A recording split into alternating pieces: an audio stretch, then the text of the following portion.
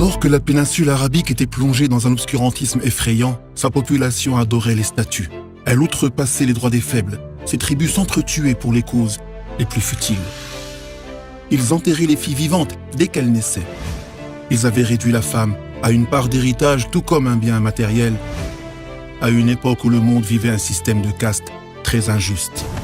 À une époque où les peuples n'avaient plus aucune valeur aux yeux de leurs gouverneurs, il y avait pourtant là un espoir que cet obscurantisme ne se prolongeât pas.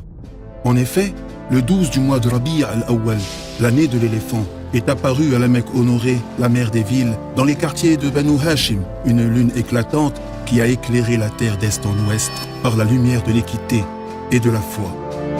Il s'agit de Muhammad, fils de Abdullah, fils de Abd al-Muttalib, le Qurashite, le prophète arabe. Fils de Amina, la fille de Wahb, fils de Abd Manaf, celui qui est né orphelin et qui a perdu sa mère dès sa plus tendre enfance, qui a été élevé sous la protection de son grand-père, puis de son oncle paternel, Abu Talib.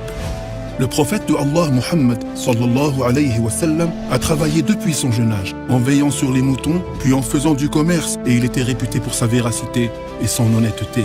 Allah l'a envoyé en tant que messager alors qu'il avait 40 ans, à toute l'humanité dans toute la diversité de ses couleurs et de ses origines, au point qu'il fut connu dans le monde entier sous le titre de miséricorde offerte. Il a vécu à la Mecque 53 ans, puis il a émigré à Yathrib, où il a fondé les principes d'un système équitable dans lequel le mérite s'acquiert par la piété envers Dieu. Il a enseigné des jugements, certains se rapportant à l'économie, à la justice ou à l'héritage, cette loi céleste équitable de laquelle les peuples s'abreuvent jusqu'à nos jours. Tous ceux qui l'ont connu véritablement ont reconnu la pureté de son cœur et la noblesse de ses caractères, l'acuité de son intelligence, la vivacité de son esprit, la fermeté de sa résolution, sa douceur et sa modestie. Il s'asseyait avec ses compagnons sans se distinguer d'eux. Il demandait de leurs nouvelles. Il mangeait avec ses serviteurs. Il avait de la pitié pour les animaux et se montrait clément envers eux. Il raccommodait lui-même ses vêtements.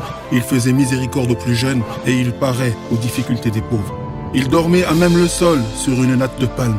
Elle laissait des traces sur son flanc honoré, mais il n'y prêtait aucune attention.